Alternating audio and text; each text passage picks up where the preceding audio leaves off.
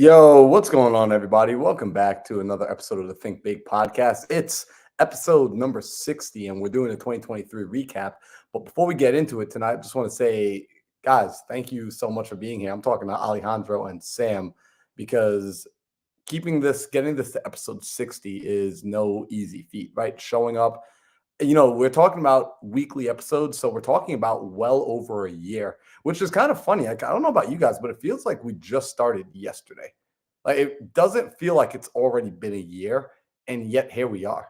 Because I remember Sam, like when you first gave us a call, and we're like, "Hey, let's put this together. Let's figure out a way to give value at scale, to do it consistently, to keep showing up, to show people how we're building our businesses." And I literally can't believe it's been over one freaking year since this has happened, which means these podcasts have been going on since I was living like with Luciano, like not even in my own house yet. Has Right? it really been that? Bro, Oh, it's been that, like, putting things into perspective, like it's been that long, bro. wow. Think Big's been going on before the Mindset Manor. Oh my God. That is, one day that's going to be the biggest flex ever is being able to say, like, yeah. We were doing this before the Mindset Manor was a thing. Damn. That's amazing. That is amazing, bro. Like, and I love that you said that, dude. It's one of those things where I'm starting to learn for anyone listening, whether it's a podcast, whether it's social media, whether it's anything, it's just a game of life. You want to win?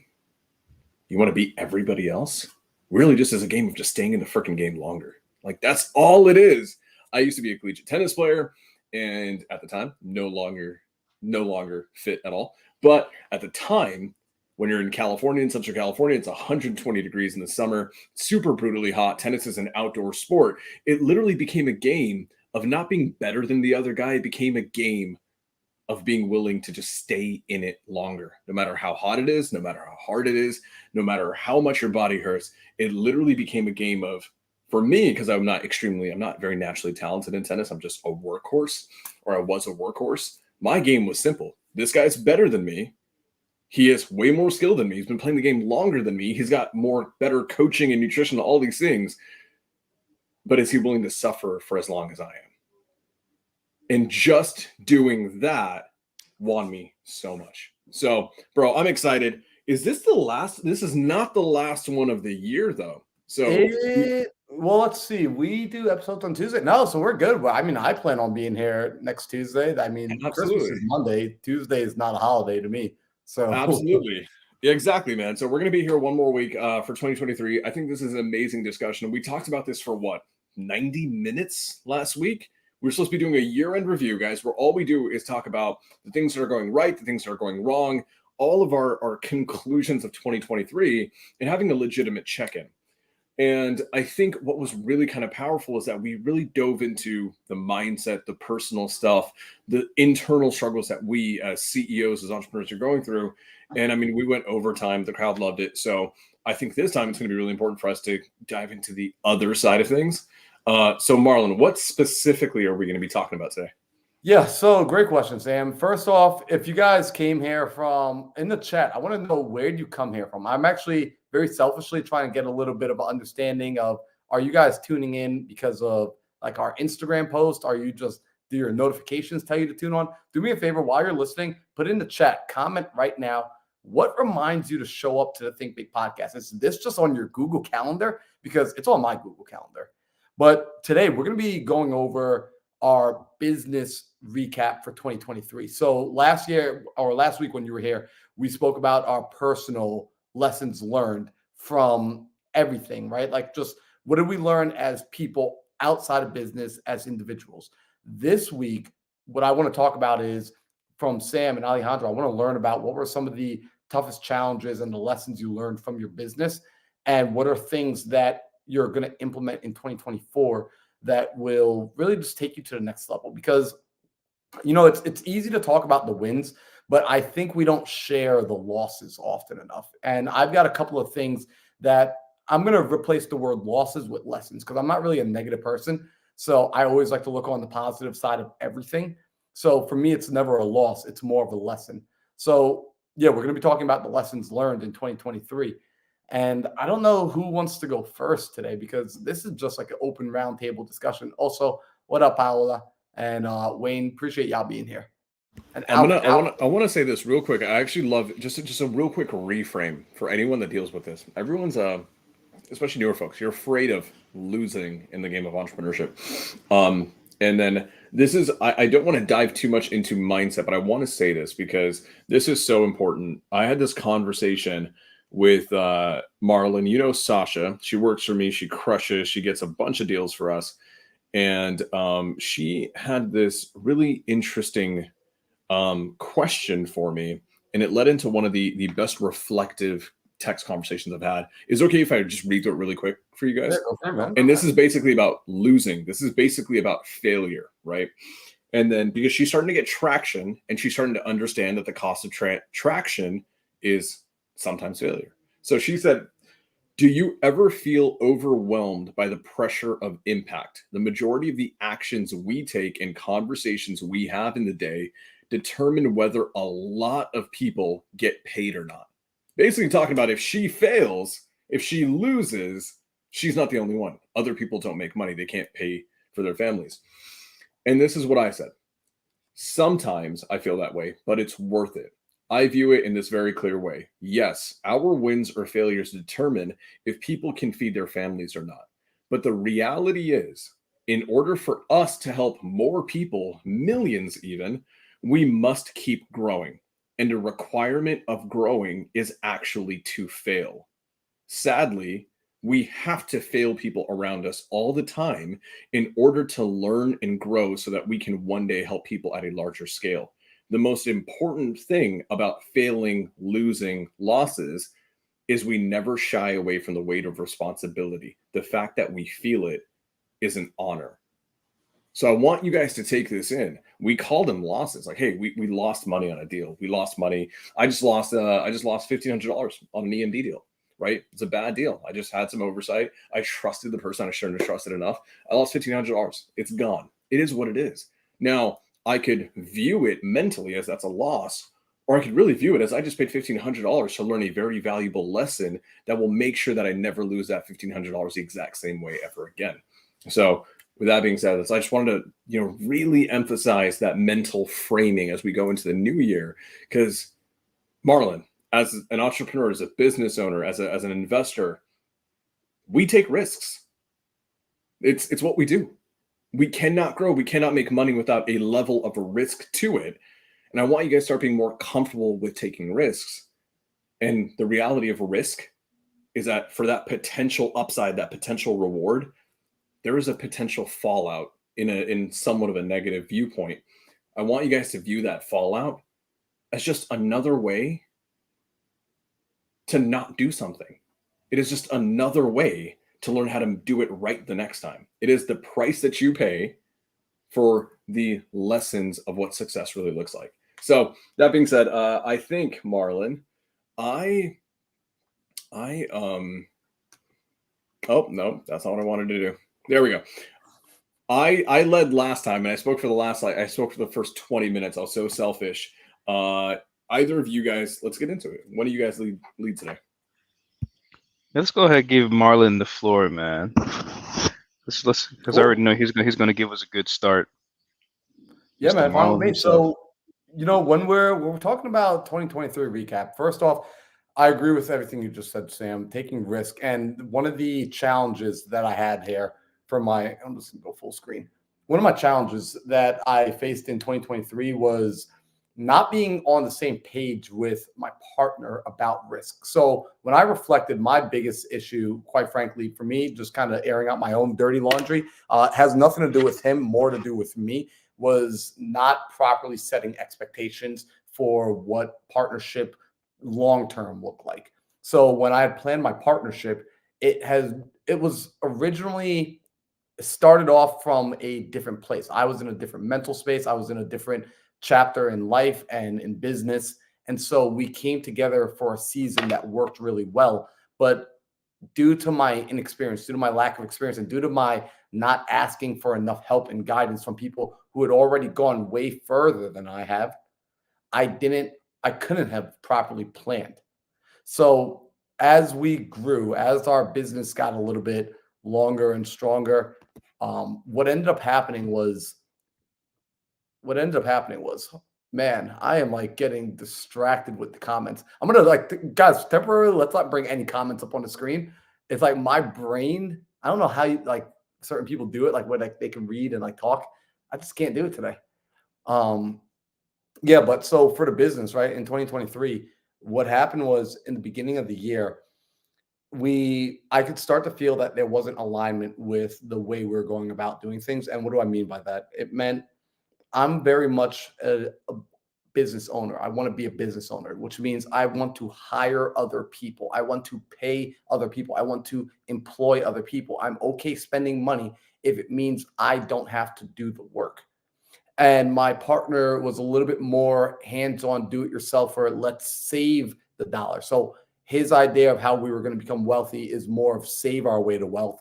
My idea of how we're going to get wealthy is more let's do more deals, let's transact, let's create more income. Because the more we create, the more there is not only for us, but for everybody else.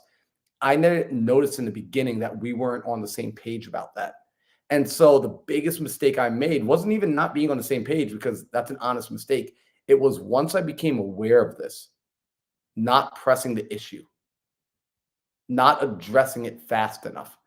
And so when I look at 2024, what I'm looking at is becoming a person that addresses the elephants in the room much faster, making decisions in a much shorter time frame. Because to Sam's point, the reason we don't make decisions, or at least I could say for myself, the reason I didn't make a decision faster was trying to avoid the pain of a mistake, trying to avoid the pain of saying the wrong thing. It was trying to avoid pain versus, and that's a terrible way to be motivated for yourself. Instead, it should be moving towards pleasure, right? Because the masses, we have to think about this. As entrepreneurs, we are stepping out of the 95%. We're moving away from the mediocre many to become a part of the exceptional few. And so we have to be like what Warren Buffett says, contrarian thinkers. And if we look at the mediocre many, what are they motivated by? They're motivated by fear, right? How do I know? Watch any commercial on TV. They scare you into buying. That is how you motivate the masses. So how do I think differently than them? I can't allow myself to be motivated by the fear of loss. I can't allow myself to let that be the driving factor of what moves me and pulls me out of bed every day. And that was a mistake I made throughout 2023. It was a mistake that cost me money, because in our pursuit, this is how it directly cost me money. In our pursuit to save a dollar, to not hire the best, to not go out and produce new income as our main vehicle of business, we hired cheaper contractors, right? Not cheaper in price, cheaper in experience, cheaper in performance, cheaper in results. And you get what you pay for. And so there were often times that we had to follow up behind contractors and redo work. We're talking an additional $10,000, $20,000 worth of redo, of fixing problems, because now someone has to go in and not just build what you need to build. They actually have to go in, rip out, buy material again, and rebuild. So you're talking about a job going from a one-time job to a four-time job, because instead it's got installed, now it's getting demoed, now it's getting tossed out, and now it's getting reinstalled. 4 pieces cost a lot more versus having just paid more the first time around. So a huge, huge, huge lesson is sticking with my alignment and then really getting dialed in on, as we hire people for quality, also keeping track. This is just very tactical if you're going to do any flips. Keep a spreadsheet of every time you do a job, get your contractors to actually itemize out specifically everything they're doing down to the per square foot, right? You're laying floor. Cool. How much are you laying floor per square foot? Because you can go to Home Depot and you can figure out how much you paid per square foot for material. Now you can see how much labor is costing you per square foot in putting it down. And now you start to get your pricing and you start to build out your own price chart. Because one of the things that stressed me out a lot in this business this year in 2023 was every time I talked to a contractor, Sam, I got to be honest, man, I felt like lost in the conversation. Lost in the conversation because whatever price they told me, I was like, I actually don't know. I kind of have a ballpark, but I really don't know if I'm getting a good price or a bad price. And in the beginning, you don't know those things. So start to collect the data. It's like what you said. We got to go through those losses. We go through those failures. But It's only a failure if we don't collect the data and learn from it so we don't make the same mistake again. So a mistake I made was not collecting that data because I was stressed out about things. Allowing So myself to be so happy that it was over that I didn't go back and recollect data in the moment while the wounds were fresh. I want to hit on this, man. I want to hit on this. This is so important. So for the guys that don't know, I don't do flips. I hate flips. I don't have the tolerance for them. It's not a risk thing. It's a I feel like flips can be a can of worms, and I just don't want to open that can of worms, right? But here's the thing. I love that you just said that. A lot of people, they're going to go and do flips, and they're just going to take at face value what their GCs are saying. And the problem is, if you don't have enough GCs giving you enough bids, and they're not itemizing their bids enough, you don't know if you're getting screwed over or not. You don't know if A, someone's overcharging you. You also don't know B, if someone's undercharging you. And then sometimes you don't know why there's a disparity. The guy who's overcharging you may actually have the best work, or he may be full of crap. But the guy who's maybe the lowest bid can also give you the crappiest work that you're going to have to go back and redo all over again. And it sounds like you went to a lot of those guys. And what's important to take away from this, folks, is that when you have, contractor work, when you have, a hard money loan, when you have all these private funds that go into doing this flip, and you're playing this riskier game, especially in a marketplace that's constantly evolving and constantly changing, you need to have most of your variables accounted for. And when, I wholesale tons of deals, right? We wholesale tons of deals. And what we constantly find is that the flippers who know their stuff, I give them a square footage, they're going to tell me exactly what they expect to pay for LVP versus, some other form of flooring, for what the paint's going to look like, what the cost is going to be. And why? Because they've done it enough times, but they also very quickly, and I've seen them do this, they have an itemized kind of cheat sheet on their phone near their person where they can immediately look at these things. So, dude, that is absolutely huge, guys. When you're going into these deals and you're going into especially fix and flips and rehabs, don't go into it blind. Do not go into it blind, right?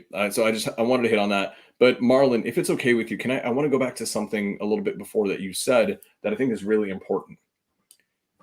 You and your partner had a misalignment, right? Great person, phenomenal human being, but there was a misalignment in goals, in how to execute to get to that goal, right? Mm-hmm. Moving forward, are you not going to partner? Are you afraid of partnering?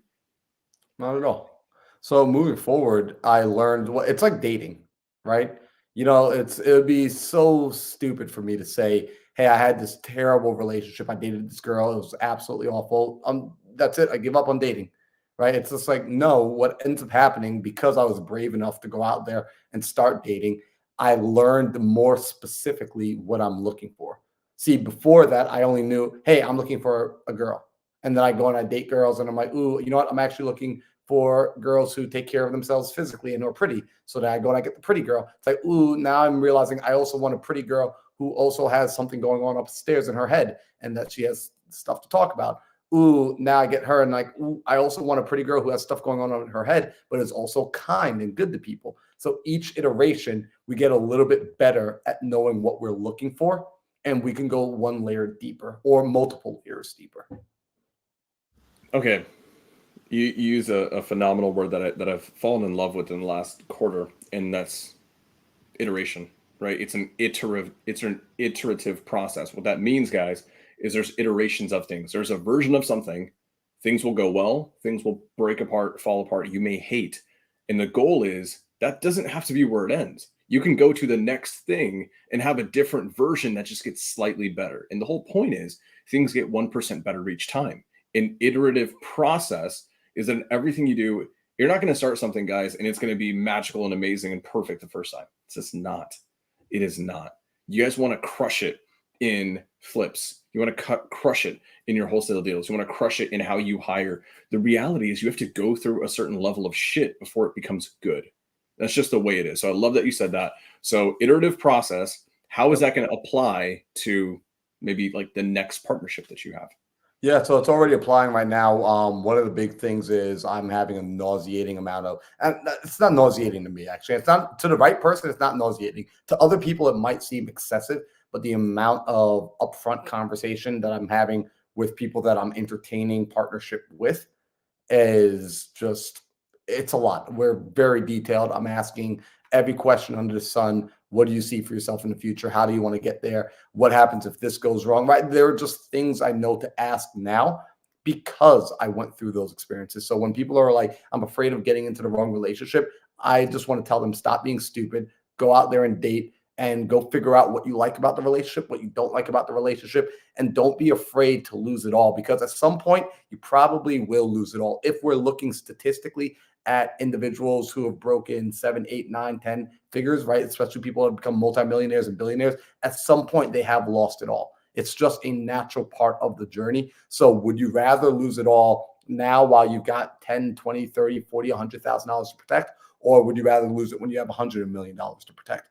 I don't know about you, but I'd rather lose it now while the stakes are low. I can learn the lesson while it costs less, right? It's kind of like paying for life insurance. Get it while it's cheap. Okay, Also, go ahead. if you don't mind, like if we want to stay here for a second, we can. But there's like 2 more things I want to point out that were really beneficial now when I recap 2023. Things that absolutely helped me a lot. They helped me make more money. They helped me have a better view of my business. One was hiring a bookkeeper. So this year in 2023, I finally bit the bullet and I paid for a bookkeeper. And, I've invested probably but before this year is over, because I actually have them now doing multiple LLCs. I just tested with one LLC. Before the year is over, I would probably have invested somewhere around $10,000 to $11,000 in just bookkeeping services, which, ask me that a year ago, I'd be like, that's so much money. That's a waste of money. Like, it has been an absolute game changer for me to make data-driven decisions based on what my numbers are. That hire of the bookkeeper was one of the things that allowed me to recognize where I was making more money, what activities were producing more money for me, what activities weren't producing more money for me, because it all subjectively it was all out of whack. It wasn't calibrated. My feelings of how much money I was actually earning based on what activities were doing, they weren't calibrated to the actuality of, this is what's making you the most money. This is what's making you the least amount of money. And this is where your attention should go based on the data. So I gotta say, guys, if you're thinking about getting a bookkeeper, you should have done it already. Like, if you're already in the place where you're thinking you need one. Now, if you haven't started transacting yet and you're not making any money, you don't need a bookkeeper yet. Just being real. But if you're now making money and you're doing a business that requires, you're doing multiple transactions, you're swiping a credit card regularly for your business, you're doing something like flips, or you're paying a lot for marketing, and you're starting to, especially if you do the mistake that I did, which is you start using your business to, not a mistake, but you start letting some parts of your life be paid for by your business, you absolutely want to get a good bookkeeper. And then the second thing, along with that bookkeeper, get your bank accounts in order, right? That was a big thing I did this year, was running the Profit First business model on my bank accounts, right? So I use Relay. I use a lot of banks. I use Chase, I have Bank of America, but Relay is the one I use primarily for my Profit First. If you guys are ever curious about that, I literally made an entire video on my YouTube channel where I broke down the entire Profit First model. And it has been a game changer. The reason being, there's automation set up in the banking system that will automatically move my money into the proper accounts so that I can't have foolish behavior, right? It makes me a good steward of money, right? Like, my bank account forces proper stewardship. Because before I get an opportunity to even spend the money, it goes off to taxes. It goes off into OPEX. It goes off into profit. It goes off into my tithing account. It goes wherever it needs to go. So those are 2 major, major keys to a more successful 2023. So I just wanted to share that with y'all. Okay, that's so good. For anyone that's wondering, it's in the chat. That's the link to the video on Marlon's YouTube, going over Profit First, and especially with Relay. I love that. 2 things that I wanted to take away, guys, and we always say this. A lot of what we do is for you guys, and then selfishly, there's just shit that I get to just take from these boys and I get to learn from these guys. Like for me, bookkeeping, that's a huge thing, right? At the level that I'm transacting and with the amount of, income streams that I've got going on and the uniqueness of how a lot of my businesses are set up, like I need to get my bookkeeping in order. So I'm taking that. And it's funny. I've been hearing that for a long time, right? And like Marlon, you were probably being told for over a year now to do better bookkeeping or to have your bank accounts in a specific way. And you probably didn't do it, or get your accounting set in a certain way. And you probably just didn't do it until something at the right time, you received the message and it hit. And for whatever reason, guys, messages don't hit for me until Marlon says it. I don't know why. There's certain things that everyone will tell me and it doesn't hit until Marlon says it, to the point where I finally got clear so I don't have to be stuck at freaking airports forever. And that's just something that Marlon said to me. So I love that. Bookkeeping, get your bank accounts in order. I want to hit on something, man. A lot of people, they see bookkeeping, they see accounting, and they think, like, why should I invest in bookkeeping? All that's going to do is just like, I could do QuickBooks, I could do an Excel sheet. That's one thing, but I want to hit on this, right? Does it help you make decisions with less mental fatigue? Absolutely. So one of the most valuable things is that exactly. Like I'm able to go inside and it's almost like a cheat code, because now, like, as an investor, as an entrepreneur, we like to have the ability to predict the future. And what's nice is math essentially provides that, right? Like if I said, what is Alejandro going to eat for breakfast tomorrow? I don't necessarily know because there's so many variables. But if I say, what is 5 + 4 going to be tomorrow? The answer is always going to be 9. The math is always going to math.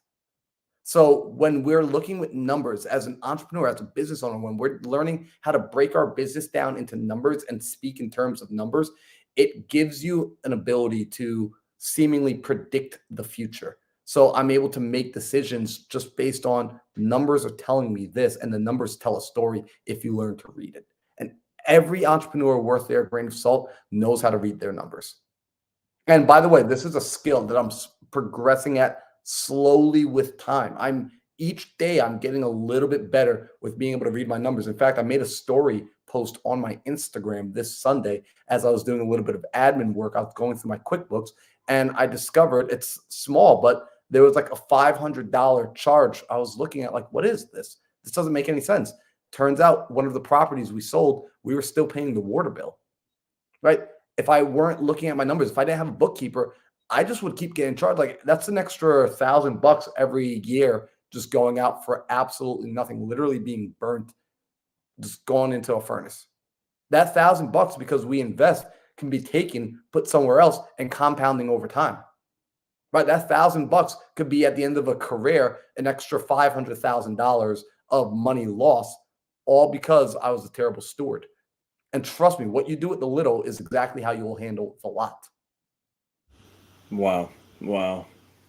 Okay, and we can move on from this, but I want to hit on this. A lot of times, and I know this, I'm speaking to myself here. A lot of times there's decisions that we need to make in our business that will move us forward, and we are incapable of making those decisions because they take up like this weird mental capacity.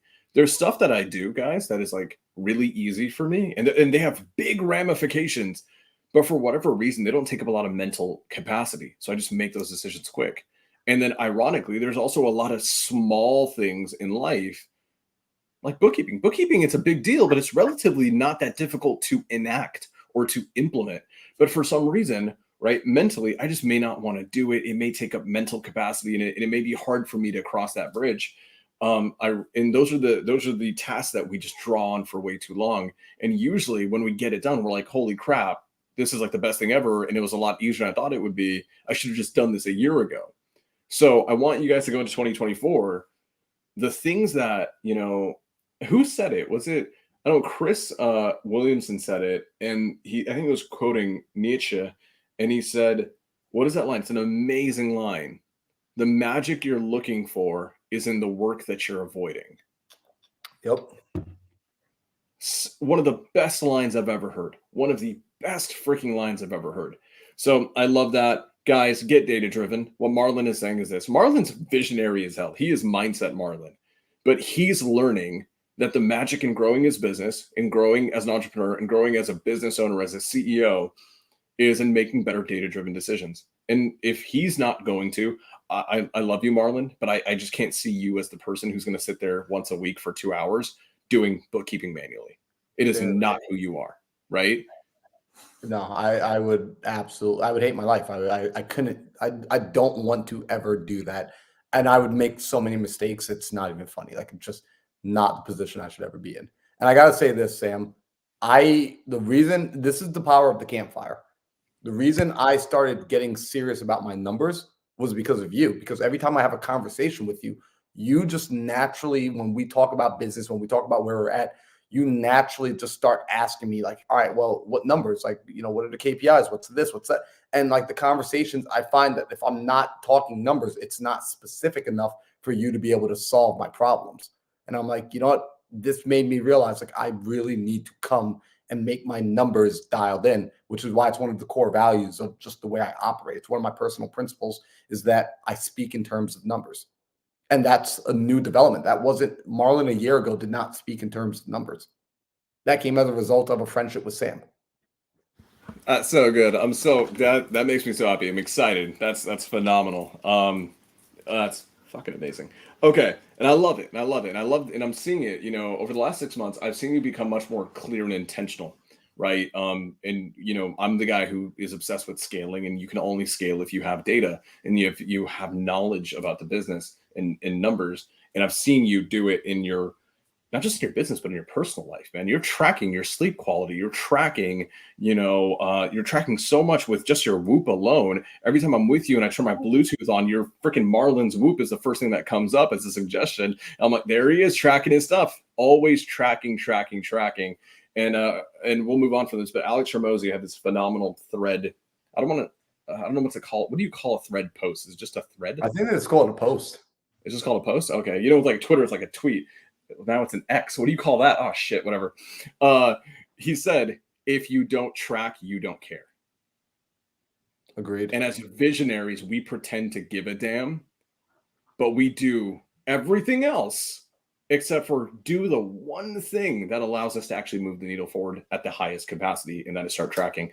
Dude, I love it. Wow. Okay. Alejandro Alvarez, all the way in the North Pole. What is going on, man? Let's talk about some challenges in your businesses, some wins, some losses, some big takeaways on the business side. Wow. That's a big kind of worm. I've learned so much in 2023, bro. It's crazy, but I'm so grateful for all of it, to be honest. And Marlon, thank you so much for sharing that and being vulnerable with us. I know for sure that just with Marlon alone, I know we can go for at least 3 hours just speaking to Marlon about the stuff he learned in 2023. But for me, man, I'm just gonna, and let me know if I'm skipping, guys, or if my connection is not so good, because earlier the stuff was skipping. Okay, let's start with the stuff that I really took me a while to really understand, and that's it. That is hiring the wrong people and cheaping out on your systems costs you way more than hiring someone and paying them more with more experience, and also paying for a more expensive system. Oh my God, bro. That was such an eye opener.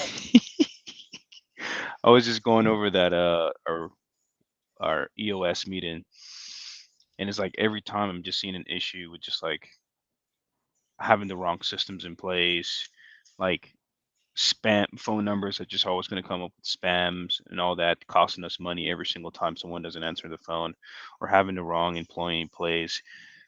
Just, bro, that was just huge. And honestly, that just gives me anxiety just talking about it right now. Because you guys ever had like a situation where you see notes on something and you know that if you were on a phone, that would have been a $20,000 deal and not a lost opportunity? You guys ever seen that before? Yep. That's just crazy, bro. I understand that, when you hire employees, you're gonna lose money along the way. That's fine. The whole idea is to make sure that you're making than um, more money with employees than you are with yourself. If that's not the case, then that's a big issue. So I would say that was one of the big things for me. So moving forward, it's like when people tell me, "Yeah, man, just look at this cheaper option." I'm like, "No, I'm good, bro. Just what's the option that's working? What is the option that's working? Let's go with that option." And then find people with more experience because, bro, it can take you a year to train somebody in sales when you can just hire someone that has sales experience. Holy crap, bro! I'm telling you. Um, that's if anyone is getting ready to scale or hire people, just hire the right people. I promise you, it's gonna make you more money along the way. Will it cost you more up front? Sure, but it will not cost you a lot more down the line because then you'll have people that. Go ahead, Sam. Well, I'd love to hear I'm what you so have, man. sorry. I have this question for you because you're on the side of businessman because you're at a scale, right? You've evolved in your business. You understand this very valuable lesson. But for some people here, they Hmm. who are on the newer side of hiring, they may be afraid that they may be afraid to make the investment in quality hires because they said, hey, a quality hire is going to cost me more money. And I'm afraid that if I invest in them and I teach them everything they need to know to crush it for my business, that they're going to leave in 3 months. How do you feel about that mindset? Because it's a very common mindset, for newer entrepreneurs. That's a really good question. I think I'm probably gonna piss some people off while I say this, and that's fine. But I believe you need to hear this if you really want to scale. If you're hiring, if you're gonna hire like male guys for your sales team, make sure that they're the leaders in their home at home. That's a huge one. I'm gonna tell you this right now. Every guy that I've had on my team that does not lead their home quitted on me all the time. All the time. Oh, my wife this or my girlfriend this. Yeah, man. And they got into a situation where it's just I'm talking about like maybe over three people. The press. I'm like, hey man, what's going on? Yeah, man, my wife just doesn't believe in me and it's just like such bad energy, bro, in the whole team. It's just really, really bad energy. So if you're not leading at home, if you have to double check with your wife before you make a decision that's going to value your family, I'm sorry. You're probably not going to make it. It's going to be really hard. So anytime I have a conversation with when I'm hiring guys um, that looking to get on my sales team, I'm gonna, hey, how's the relationship with you at home? How's your wife? How's that going? Okay. Like those are the type of conversation I'm gonna have. If let me ask you this, if you have to if you have a call at 8 p.m., man, and your wife says, hey, honey, go get me the whipped cream from the fridge. What are you gonna do? Are you gonna put that call on hold, or are you gonna take care of your wife that you really love? Oh yeah, I gotta take care of the wife. Okay, great, awesome. We're not gonna move forward. This is just not gonna happen. You have to understand you have to understand the priority. Your wife needs to understand that you are the leader and the supporter of the home. Now that's just from my experience, guys. If you had a different experience, fantastic. That's just from my experience moving forward. If you're not the leader of your home, I'm sorry. It's probably not going to work out for you here in at least in our company in the sales department because we're pretty aggressive. We wake up at 7 o'clock in the morning, we work out, we read books. Those are all things you have to that are required. We go from 7 o'clock a.m. to 7 p.m. Central, I believe is what it is. That's the number one thing. So as far as quitting, Sam, to answer your question as far as like what about that mindset? It is what it is. So be it. It's fine. I'm not afraid of it. If you're going to leave, great. However, I do think that from my experience, what has kept my guys here in our company is not it's not how much money they make. It's the culture we provide. That's a big one for me because if you have a shitty culture, it doesn't matter how much money they're making. They're probably going to leave. And being a leader is really important. If I tell my guys that I'm going to do something and they catch me not doing it, that's horrible. They're probably not going to last. So you have to have discipline. You have to lead as an example. So every time I've said something, you can ask my guys, hey, if Oliver say he's going to do something, he does it. So that's the culture. So as far as if they're going to leave, man, and honestly, I ask questions. Hey, man, are you planning on starting your own business? Okay. If you're making $15,000-$20,000 with us a month, do you feel like you want to do your business? Oh no, I'm making a lot of money. So the just from that alone, my understanding is that they think they want to run their own business because they want to make X amount of money. But when you provide that in your company, then and you have a great culture, it's going to be really tough for them to leave. Think about it. If you bring in someone that's making, I don't know, $5,000 a month, and you're giving them a position where they're making $10,000, $15,000 a month, and on top of that, they enjoy your culture, where are you gonna go? Now, if you want to run your company, no problem. Fantastic. Guess what? I'll partner up with you. I'll help you. I'll do whatever you need me to do to help you achieve that company.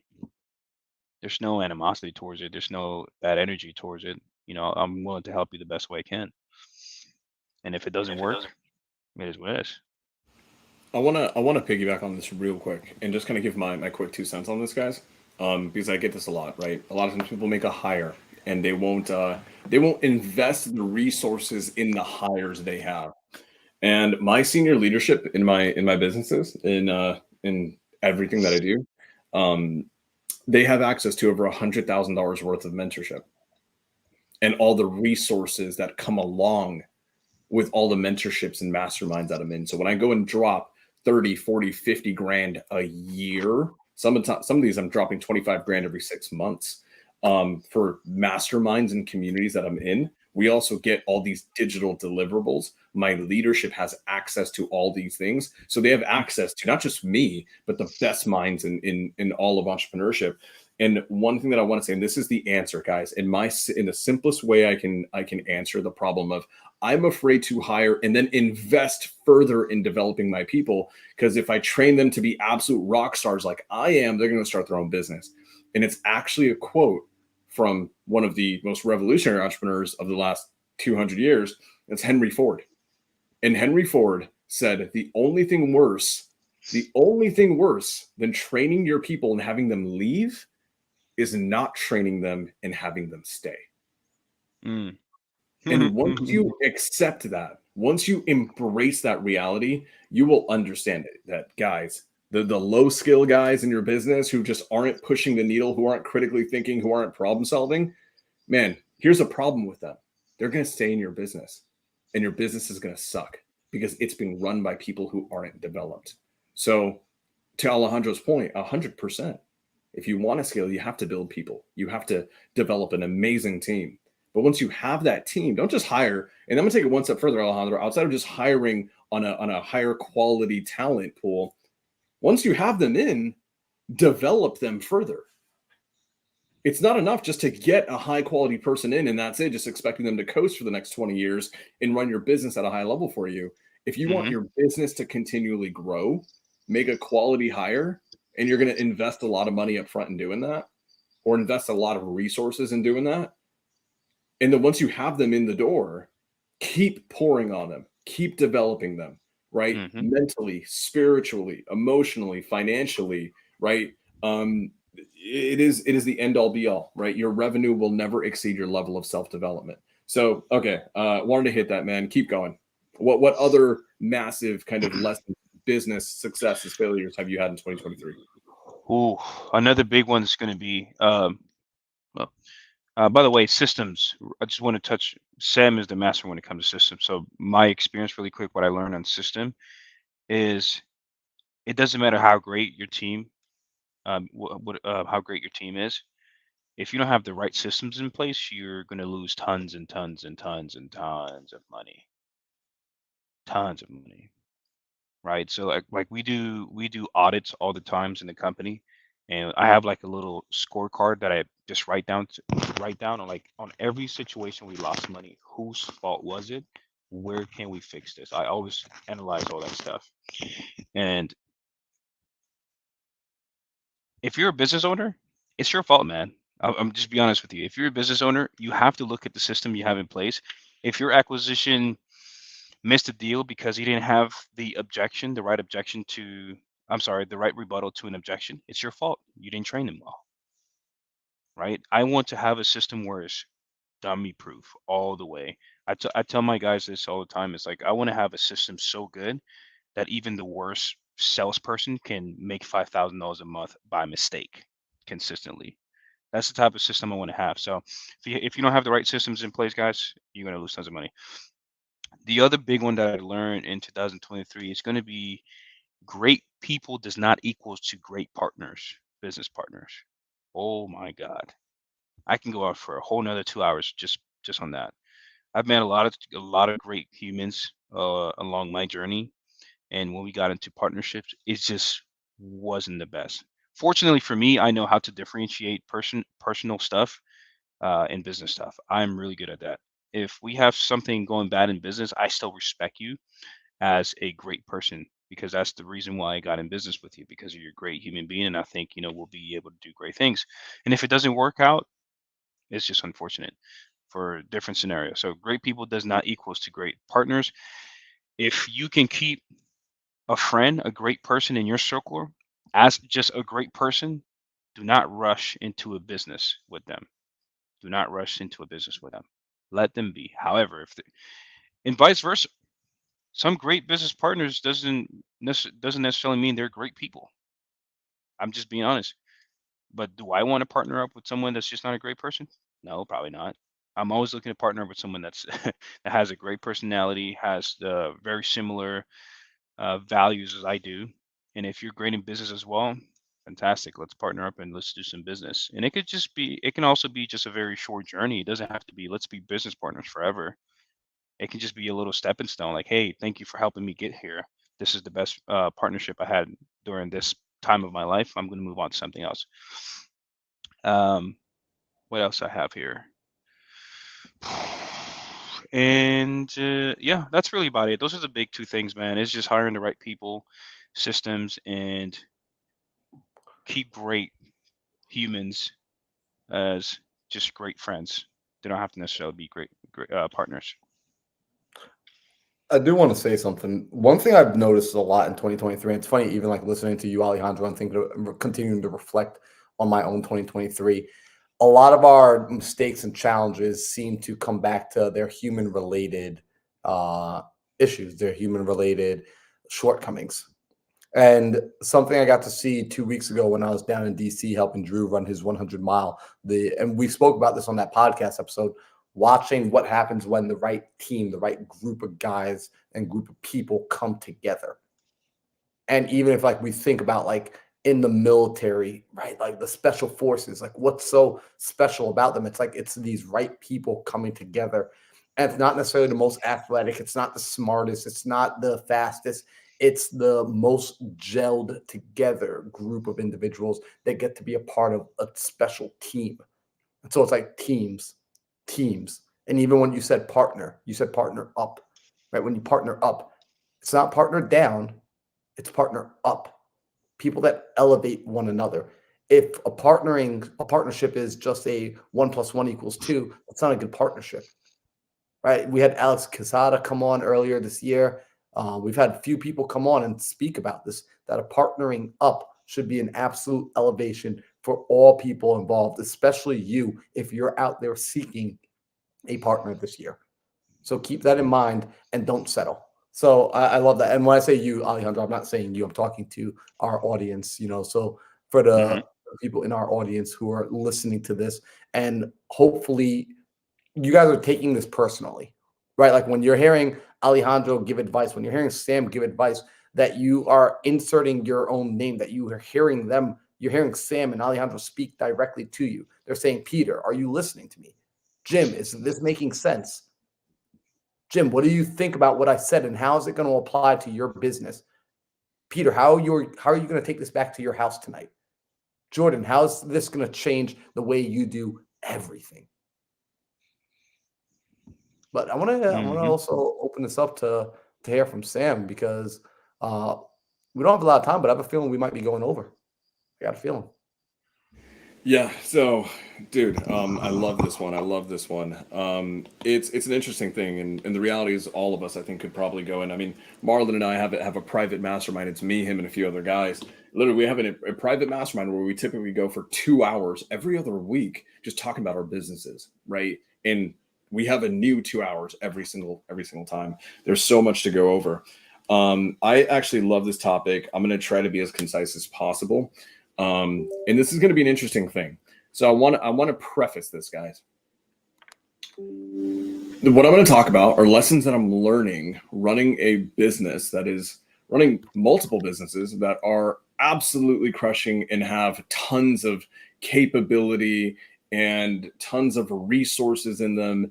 And these are not new businesses. These are businesses that have had blood, sweat, tears, and so much poured into them. So the lessons that I'm learning are also lessons of scale. So just know that just because I'm saying all these things right now, remember that these things that I'm going to be saying are applicable to the season that I'm currently in. Okay.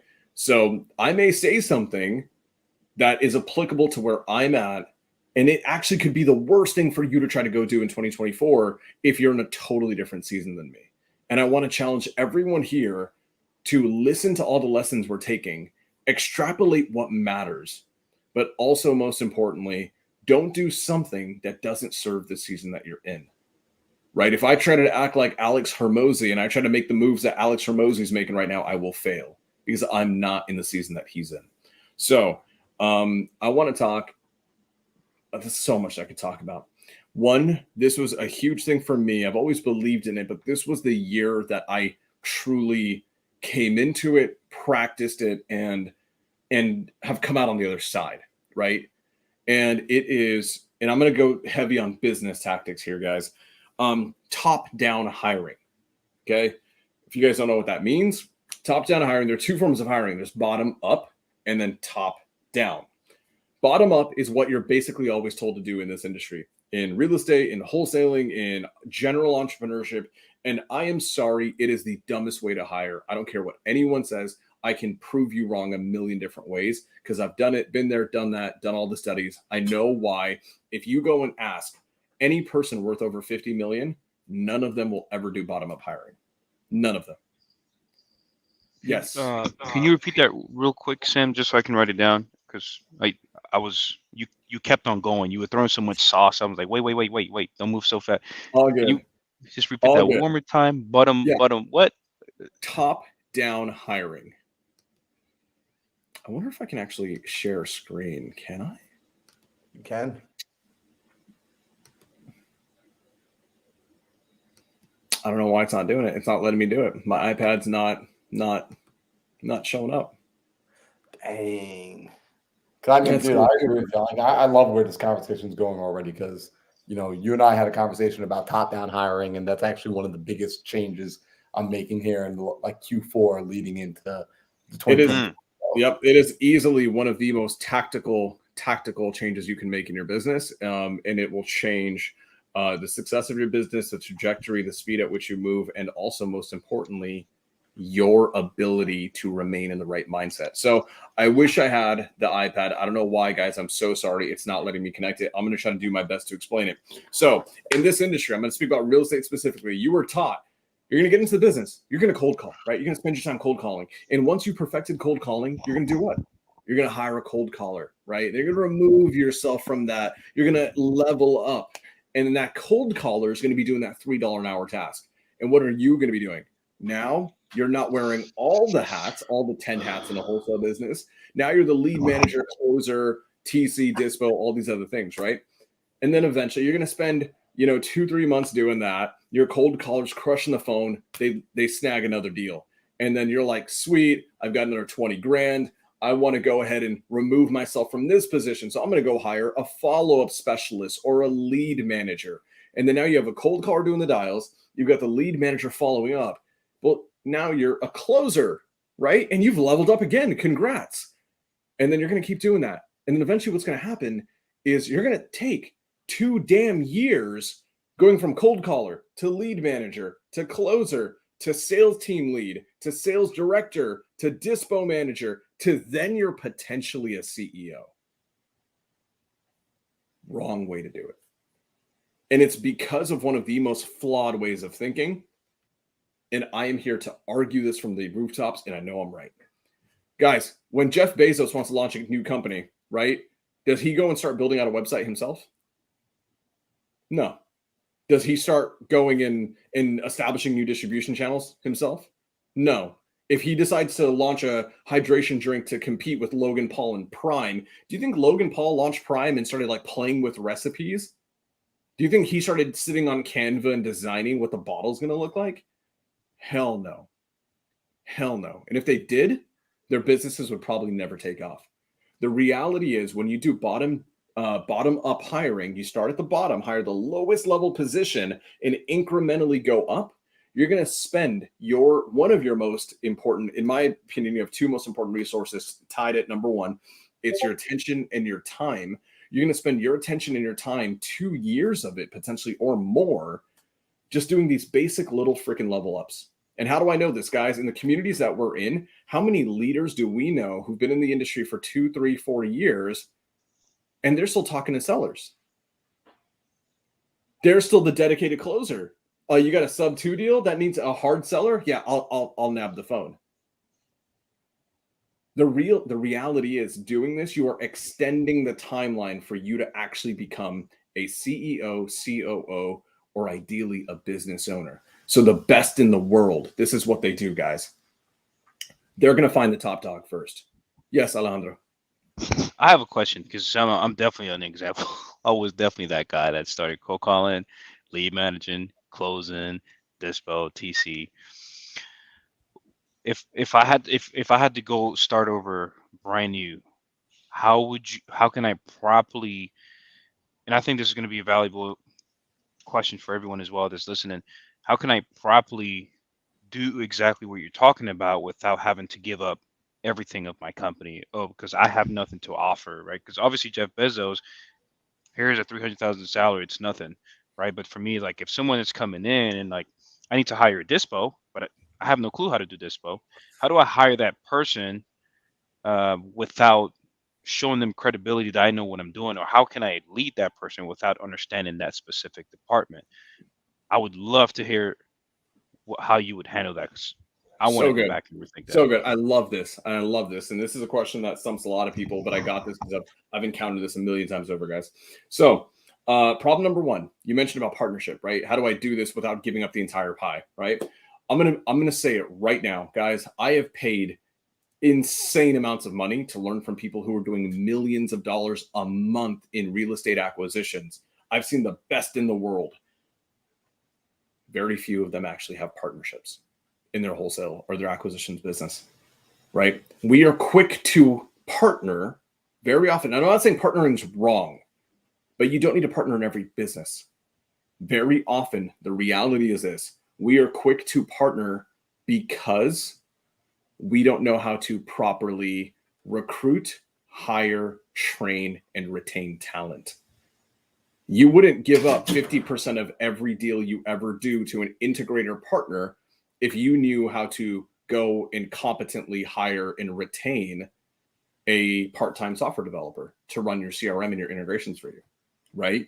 You wouldn't need to partner with someone who's generating the leads if you learned how to work with companies that just do lead generation for you. The reality is, I'm going to say it again, and I want to hit this. Why? Because I was that guy. I thought I needed to partner, and it got me into a bunch of shit. And then one of my greatest mentors, her name is Tiffany High, she pulled me aside and she's like, why the hell are you trying to partner all the time? And she drilled it to me. You only partner, and there's nothing wrong with partnering, guys. I'm not saying that you can't partner, but the reality is we are sometimes quick to partner because we don't know how to properly recruit, hire, train, and retain the talent. So if you're someone who doesn't have the 300K salary, right, to drop on a COO, totally fine. You can give them, you don't have to give them equity in the company. You can give them an equity stake in the deal with an incentivization structure that allows and promotes them to absolutely kick ass. So you talk about like Dispo. Guys, in order for you to launch a business and crush it in the business, I'm going to tell you right now, you don't need to know how to do every single task. Do you think Logan Paul knows how to mix drinks? Actually, that guy probably used to get drunk a lot, so he probably does. But do you guys think that Logan Paul knows how to like do manufacturing? Probably not. Do you think he's an expert at email marketing sequences? Probably not. The reality is you don't need to know how to do the task. You just need to be able to define what success looks like. That is actually it, guys. The golden ticket to hiring and training and retaining talent is just knowing what success looks like. And you may not have all that information immediately. And this is where networking comes into play. This is where you can network and find people who absolutely crush it. I know I'm going to want to launch PPC as my main source of doing deals. You can freaking use Google and find every PPC producing agency in the country, every PPL pay per lead. Hell, you can go to this podcast called the Think Big Podcast, where we did 6-7 weeks straight of lead generation mastery, where I showcased all of this for you guys for free.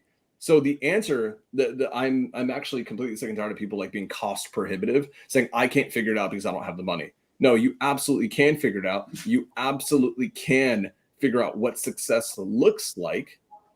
And then you need to, once you know what this is what success looks like in this role, in this position, in this part of the business, guess what? Now you need an SOP. I did this Zoom recently, this webinar called Level Up. And I talked about how to start building out SOPs. Sometimes if you're broke as a joke, you have to do it yourself. And there's tools that'll help you do it. Trainual, I believe, is free. There's like a free plan with Trainual. There's all these other things that you can use to start building out SOPs. So, one, identify the task that needs to be done. Okay. And I'm gonna go top down here. When I launch a business, I actually don't go and do any of the work myself. I really don't. What I go do is I go hire a competent, super competent executive, right? A competent executive who doesn't have ownership in the company. They're going to be a salary position, right?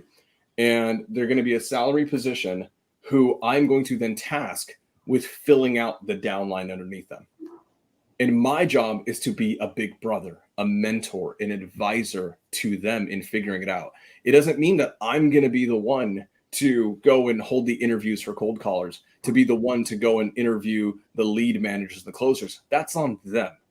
But I need to help them understand my CEO hire, who I'm not even paying on salary. I may be paying them on commission per deal. So I have no overhead up front. So you can't pretend like money's an issue.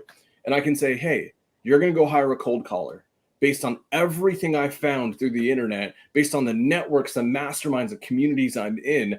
I know that a cold caller's success should look like this. It's going to be this work schedule. It's going to be using this system generally, right? It's going to be making this rough amount of dials per day. That is what success looks like. I need you to go find that person for me. Same thing with the lead manager. Same thing with the closer.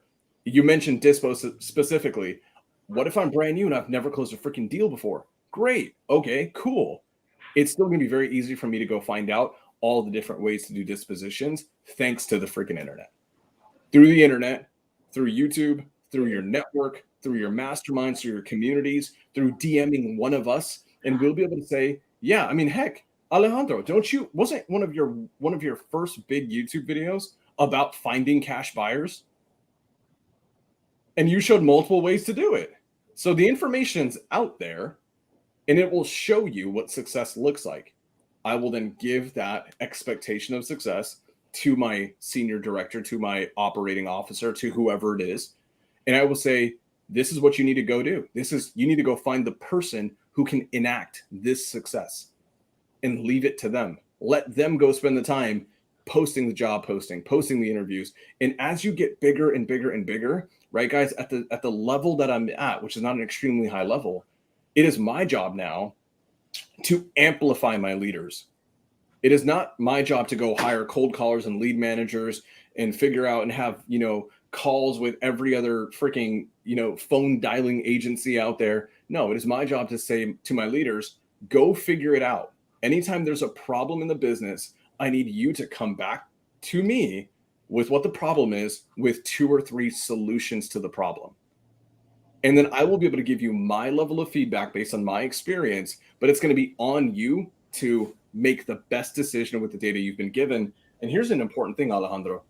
Allowing your leaders to fail is a huge thing that I've learned. A huge thing that I've taken a lot of power in is allowing my leaders, giving them permission to completely F it all up. Because what's happening is they're getting real world feedback in critical thinking. They're getting real world problem solving abilities. So top down hiring. So now if I go launch a business, guys, I'm not going to go hire a cold caller. I'm not going to go hire a lead manager. I'm going to go hire a senior sales director or a CEO or a COO. And I'm going to tell them, and because the scale I'm at, I'm going to say, here's all of the masterminds and mentorships that we have access to because I pay a lot of money. Go through all of those systems, go through all of those modules. Maybe you're not me and you don't have access to all that shit yet. Totally fine. You can spend a day, spend 2 days, spend a week even curating a YouTube playlist of all the best game there is, and then give that to your person as a mini crash course on what success in your role is going to look like and have them go and act it. So top-down hiring is huge. It's the right way to hire. I don't care what anyone says. It's also the quickest way to build a business. You are going to spend years doing bottom up. Top down is actually how you build it consistently, effectively, and in a timeline that doesn't make you want to shoot yourself. That's a big thing. Alejandro, the next big thing that I've learned in business in 2023.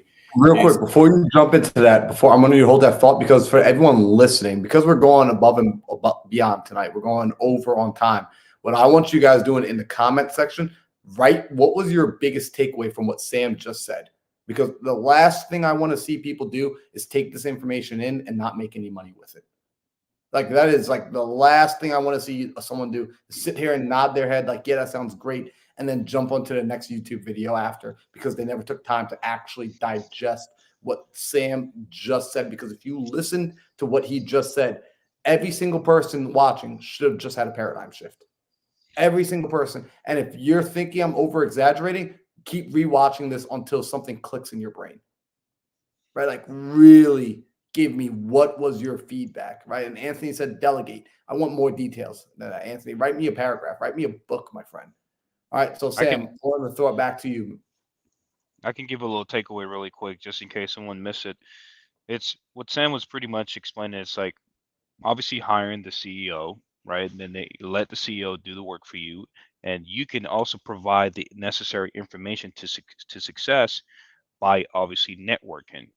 Go find the blueprint, understands, and you get the SOPs together, and then just put the right people in place. So if you have the puzzle, right, you're gonna start the puzzle from the top, put the CEO, and let the CEO put the rest of the puzzle together for you.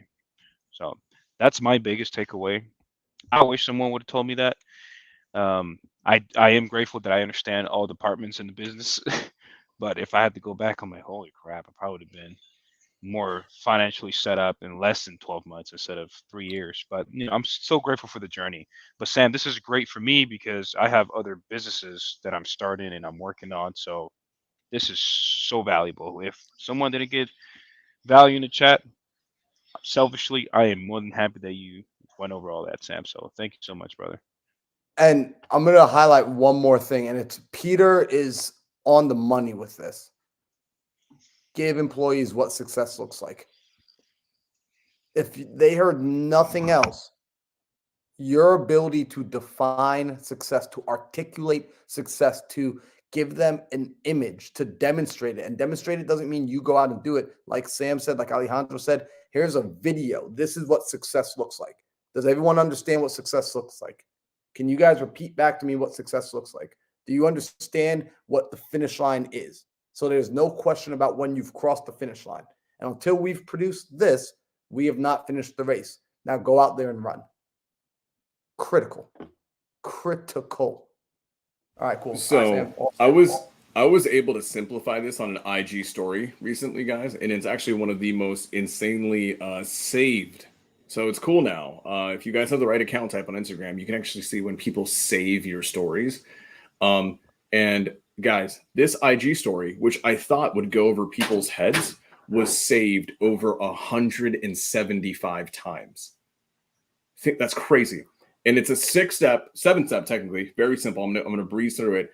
This is an extensively simplified blueprint in how to become a billionaire. Step 1, identify money-making activities within the business.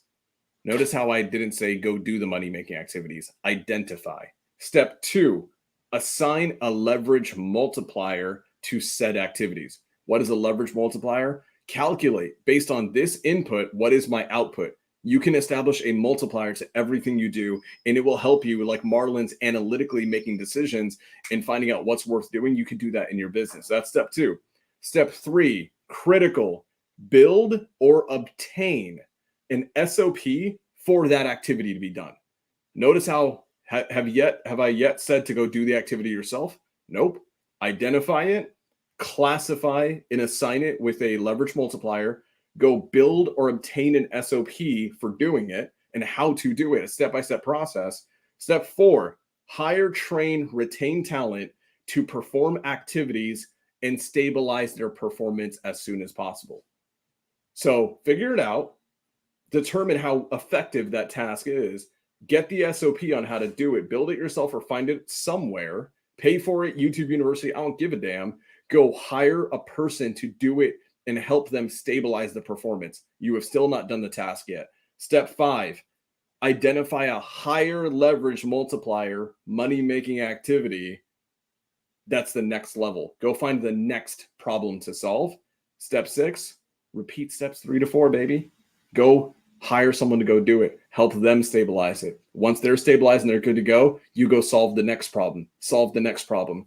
And if you're doing it right, what you're doing is you will enact an ever-evolving game of increasing leverage that will exponentially compound and inevitably result in a billion-dollar empire. It is that simple. So, guys, top-down hiring is one of the biggest things for me. Another thing, this is huge for me, guys, is be fluid in your identity as an entrepreneur. Like, and I don't mean like be gender fluid, guys. I mean, Marlon's laughing. I don't mean be fluid in your gender or anything like that, but be fluid in the fact that in order for you to get to the end destination, you will have to morph. You will have to change. New seasons will require new versions of you. When we interviewed Matt Higgins, a shark from frickin' Shark Tank, he said, be merciless in your end goal, but be malleable, be flexible in the execution required to get you there. Because as we level up, we realize the things that we're doing aren't going to get us where we want to get in a reasonable time frame. We may have to try new things. We may have to be flexible and pivot and roll with the punches. So be rigid in your vision, but be flexible in your execution, because it is what is required of you. And as you level up, guys, and I'm going to speak to myself here, and this was the biggest business thing. Marlon, Alejandro, you guys know about this. I'm not going to get into too much about the specifics of it, but the reality is if you continually do a damn good job upgrading leverage, you may find yourself leaving an industry completely. You may find yourself leaving an identity behind you completely. So, Marlon, you know this. I have another business and other business ventures that are so much more scalable, automatable, successful, and will just take care of me and my loved ones way longer than anything I could ever do as a real estate operator, right? But the reality is the last 2 years of my life, I've been building an identity of being Sam Singh, the real estate operator. Doesn't mean that I'm going to stop buying real estate. I'm buying real estate all the time. I'm going to keep buying more. I need to buy more because it needs appreciation. But the reality is, for me to level up and get to the Sam Singh, the billionaire, I have now upgraded leverage to the point where it will hurt me. It will hurt the goal, the mission, the vision, if I stay and spend my time and my identity as a real estate investor only. So be willing to kill off the previous identity of you. I'm having to do it going into 2024, and it is a rough go, guys. It is not easy. I'm going to be completely honest with you. Even though I know I'm going to make way more money, I'm going to be way happier with it. I'm actually going to be talking about content that I actually really enjoy. I really enjoy talking about business and scaling, guys. We just talked about real estate. Did you guys notice how I don't really actually talk about real estate? I talk about business. But the reality is internally, I have to leave an identity behind. And that can be difficult. So if the goal is XYZ, be prepared to leave an identity behind you. It's gonna hurt. It's gonna suck. People are not gonna be okay with it. I know right off the bat that there are a lot of people in my circle who are just not gonna vibe with what I'm gonna do in 2024 because it's not because they actually care or don't care about me. It's because they're preserving an image that they have of me in their mind.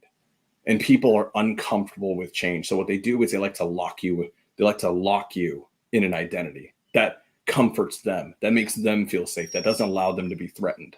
So that's another huge thing, guys. My biggest thing is this overall coming out 2023 is always, always, always, more than anything, guys, upgrade your damn leverage. You want me to give you the one reason why people come to me and I know they're failing is because they've been doing this game for 2, 3, 4 years and they stopped upgrading their leverage. They started cold calling, then they got a cold caller. They started lead managing, they got a lead manager. They started closing, they got a closer. And now they say, I own a business. No, you don't. You're just a sales manager. That's all you are. You're a sales team lead. You're going to come in and close a deal because your closer can't handle subject to or creative finance or a hybrid. You don't own that business. That business still owns you. You're just on call. You're an on-call employee. You just haven't realized it yet.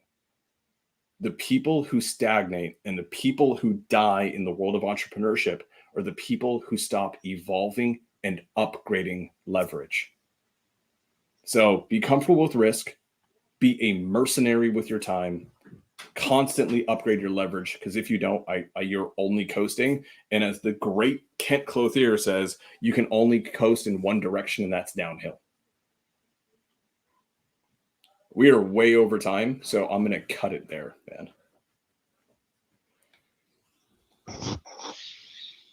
Thank you for sharing, Sam. That was amazing. I just realized I was muted too. Yeah, that was such a mic drop moment, man. That was absolutely fire. And yeah, I think we covered a lot tonight. And it's really helpful to unpack after a season, after a year of going through it, whether things worked out in your favor. And like I'm talking to the audience right now, guys, whether or not you hit your goals this year, whether you didn't hit your goals, a very important exercise that you need to do is take time to stop and reflect and ask yourself what worked well last year, what didn't work well, and where do you actually want to go? Because Sam said he reflected on where he wanted to go, and he realized a vehicle that worked well for him last year isn't going to work well for him for the future. I had the same sort of moment. Alejandro's having the same moment right now. So we want you to take these episodes each week, treat it like a $100,000 course that you went and paid for. This is your college education, right? Treat it like you're paying tuition, because funny enough, you are paying a tuition each week when you show up here. You're paying with the most expensive currency you have, your time and your attention. And we don't take it lightly, so I don't think you should either. So do us that favor and sit and reflect and let us know from tonight what your biggest takeaway was. And the way you're going to let us know, tag us on IG. You see Alejandro, Sam, myself, we're active on IG. Some of you tag us every single week. You just screenshot this and you let us know that you watched. And that's awesome. And some of you send us private messages, which is even cooler. I want you now to make that message public. Share it not just with us, but share it with other people. So when you tag us on IG, tag us in your story. Let us know this was the big takeaway today. This was the aha. This is what came up for me. I'm excited to hear that. And we'll be back here next Tuesday. So if it's your first time tuning in, you know what you need to do. You're on YouTube. You're not new to YouTube. What I need you to do is I need you to hit the like button. I need you to hit the subscribe button. And I need you to share this podcast with a friend, right? Tell a friend to tell a friend to tell a friend. We'll be back here next Tuesday at 5 p.m. Mountain Standard Time. And we're going to be doing our final recap of 2023. So, guys, we appreciate you, and we'll